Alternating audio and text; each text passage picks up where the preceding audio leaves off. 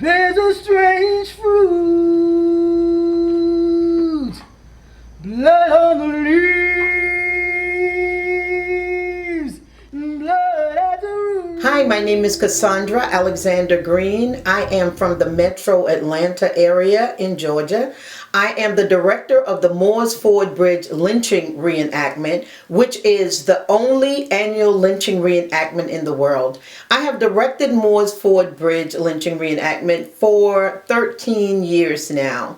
It is the story of 5 African Americans that were killed in 1946 in Monroe, Georgia, which is about 40 minutes from downtown Atlanta.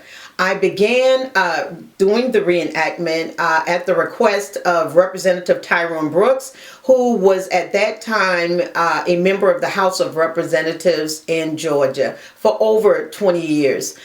He got the idea from Dr. Charles Steele, who is the national president of Southern Christian Leadership Conference, or SCLC, which Dr. King was a leader of for many years. So Moores Ford Bridge Lynching reenactment is the lynching story of the Malcolms and the Dorseys, who were 2 couples that were lynched in Monroe, Georgia. Dorothy Malcolm was said to have been 7 months pregnant at the time of the lynchings. These 4 people, none of them were over the age of 30, which made it even sadder because they had their whole life ahead of them.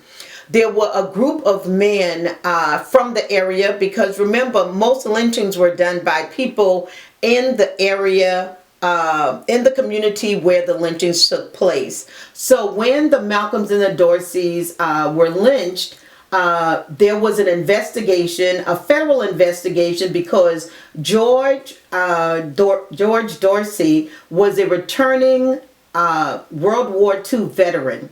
He had served and come home, and now he was lynched in the United States after serving his country.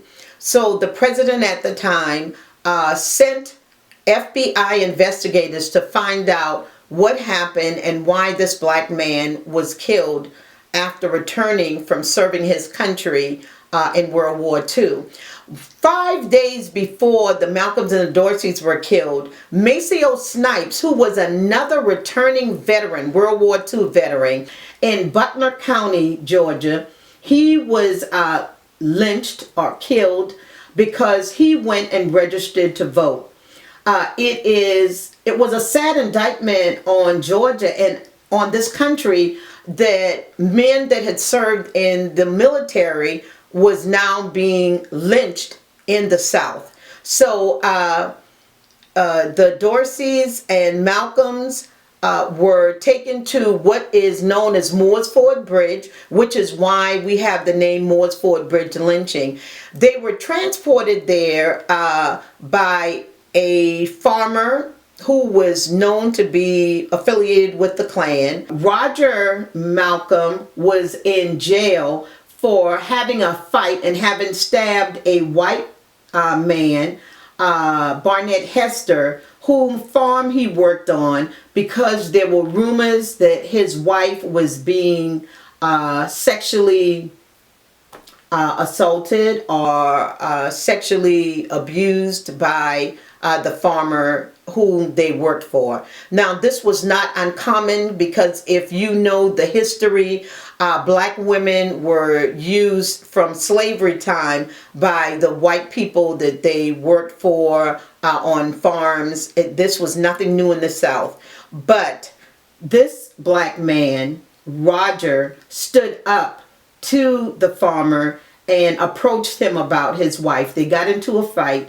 The white man was stabbed. There was a mob of people forming to try to find Roger to lynch him because he had stabbed a white man, which, if you know the history of Georgia and other parts of the South in 1946, that was like, you were killed for looking at a white woman. You were killed for not crossing the street when a white man was coming toward you. So there was so many things happening during that time, but Roger ended up getting arrested by a sheriff, taken to jail before they could find him. But obviously the idea was this nigga is not going to get away with this. So they had a farmer to pick the bail Roger out of jail. His wife, it was her birthday, July the 25th, the day that they were killed. It was her birthday, and her cousin and his common law wife, they all went to pick up Roger with the farmer.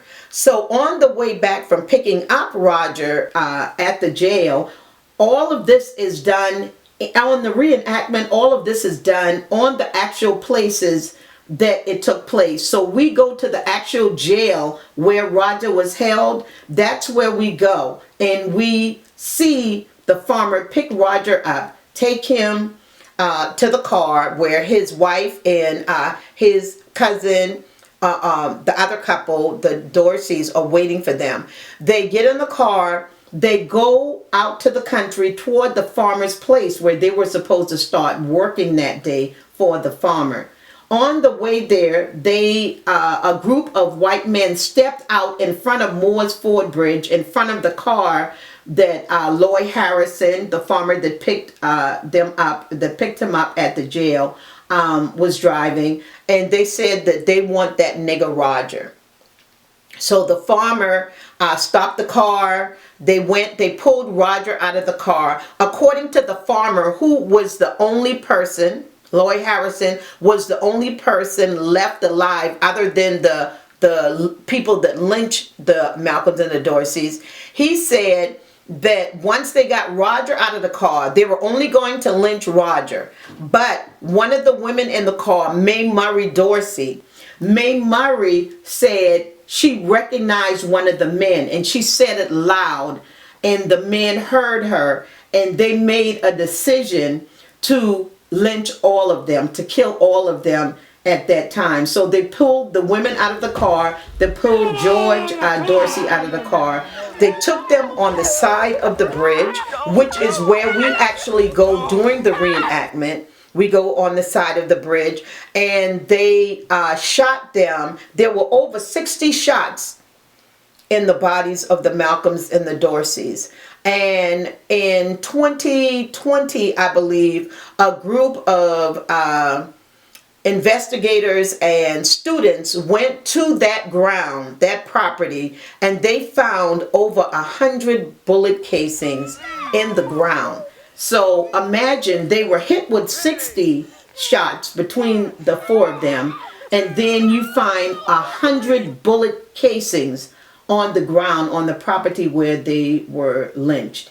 So why the reenactment was being done was because there was never any justice. Even though the FBI came and did an investigation, there was never any justice for the Malcolm and Dorsey family, which is a reason why it was so interesting to me, because my apprehension about doing Moore's Ford Bridge was because in 1989, I was living in my hometown of Charleston, South Carolina, and had an incident in the community that I lived in where an interracial couple moved next door to me with their 6-month-old baby.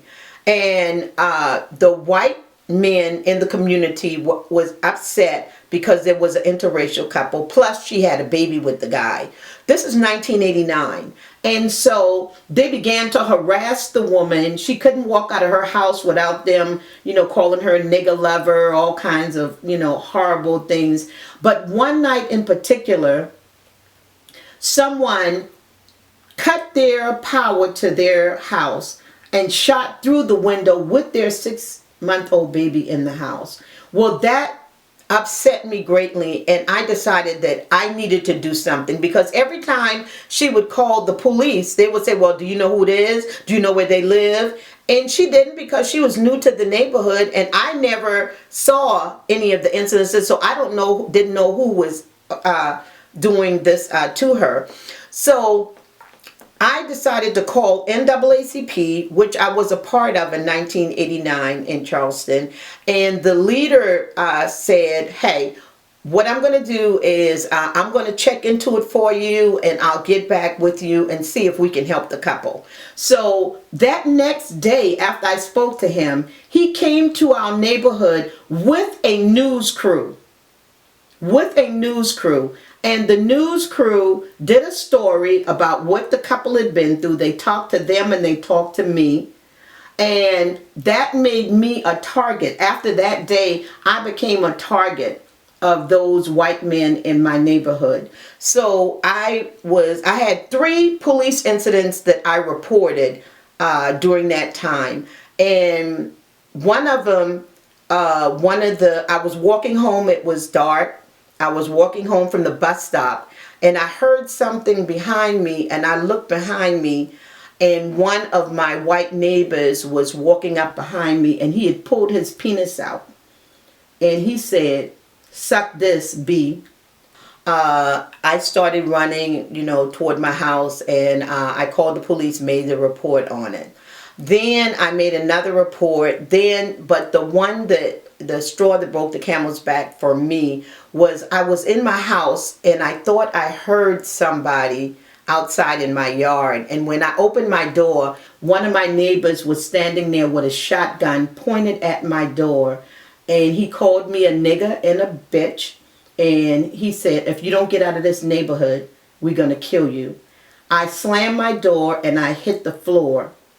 And I literally was so terrified that my house phone was about 5 feet from where I was on the floor. I was so afraid that I could not crawl 5 feet to call the police. So I ended up spending the night on the floor. And during the course of spending the night on the floor, all I could think about was how my people had felt for years in the South when vigilantes and Klan would come in looking for a nigger to kill, because a lot of times that's exactly what they would say. "We're looking for a nigger to kill." And they would come through neighborhoods and terrorize black people, and they would, have their house dark and put their children under the bed.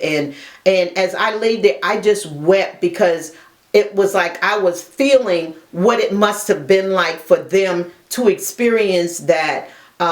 For years, black people experienced that type of terror. So the next morning, I got up, I called the police. I knew who this man was. I knew where he lived. I didn't know his name or anything, but I knew where he lived. So I took out a police report, and he was arrested, and we had a court date. We never made the court date because Hurricane Hugo hit. So for me, doing Moores Ford Bridge brought back a lot of memories about the pain, because I left my hometown of Charleston, South Carolina, because of that incident with those white people. And I was determined. My entire family lives in South Carolina. I told them I would never live in South Carolina again, and I never have. And that was 1989 that I left there, and I never have lived there. I go visit, but even when I go visit, I visit very quickly and then I leave.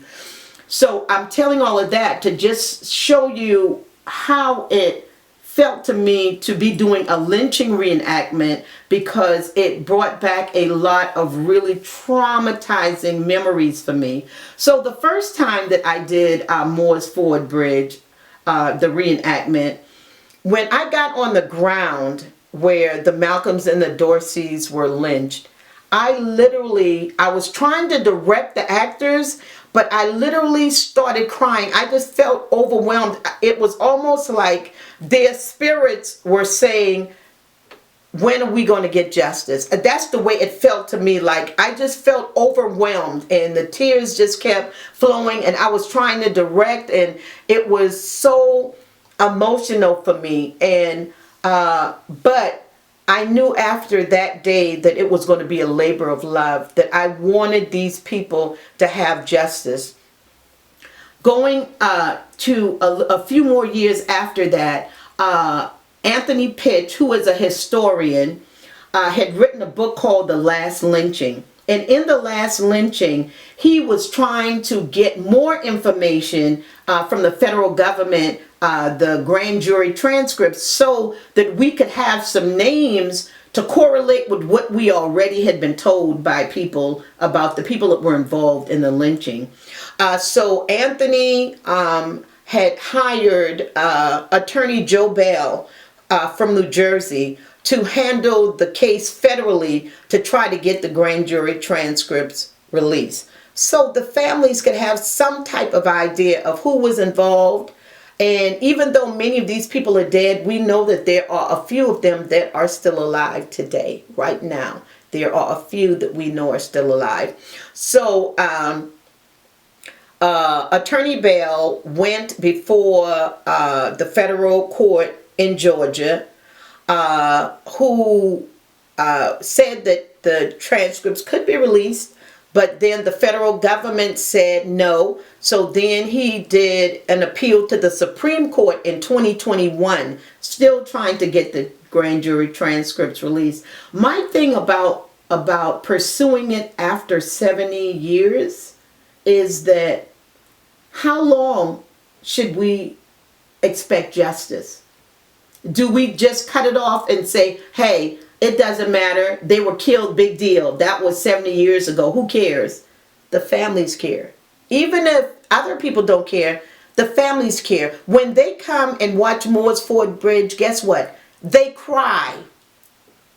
Many of them cry. Why? Because it's still real to them, even though it was 70-something years ago. To me, it's like the millions of people that were killed in the Holocaust.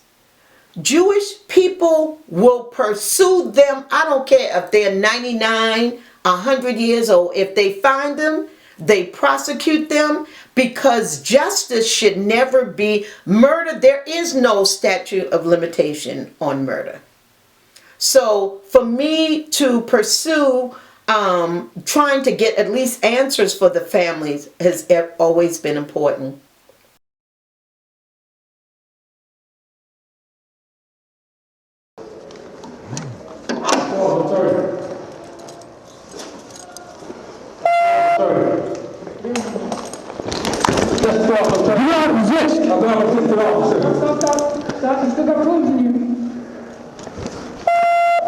Loosen up. Loosen up, officer. Hey.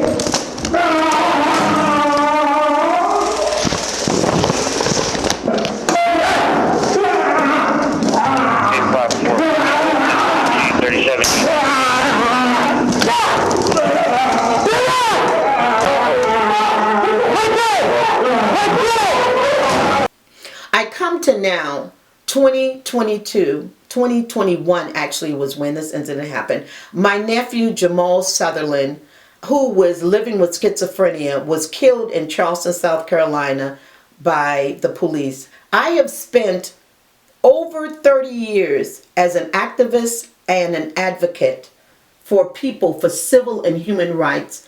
And all of the marches that I've been a part of, all of the legislation that I've stood for, it came to my door when my nephew was killed by the police in Charleston, South Carolina. And it was extremely painful for me because he had contacted me that day that he was checking himself into a mental hospital. He contacted me, and then we spoke later on that morning. And he was like, what do you think, Auntie? Do you think I feel safer in the hospital? Do you think that's something I should do? And because I've stood and advocated for people in mental health, I told him, yes, if that's where you feel like you'll feel safer, that is what you do. And as a result of that, my nephew was killed 5 days later in a police cell rather than being at the hospital, mental hospital, where he was checked in. So for me, justice is everything. And if we don't have justice, if one person doesn't get justice, none of us has justice. If one person is treated wrongly or unfairly, we've all been treated wrongly and unfairly. So my fight for the rights of people to be able to live at peace. So my pursuit of civil and human rights for everybody, not just black people, is very personal. And I will continue to fight for justice for Jamal, justice for the Malcolms and the Dorseys, and justice for anyone that has been treated unfairly by our system. Thank you.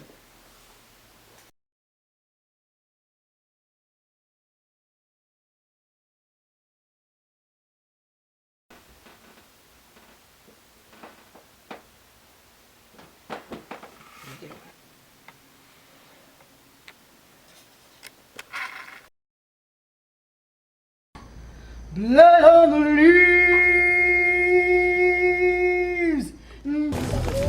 Be careful.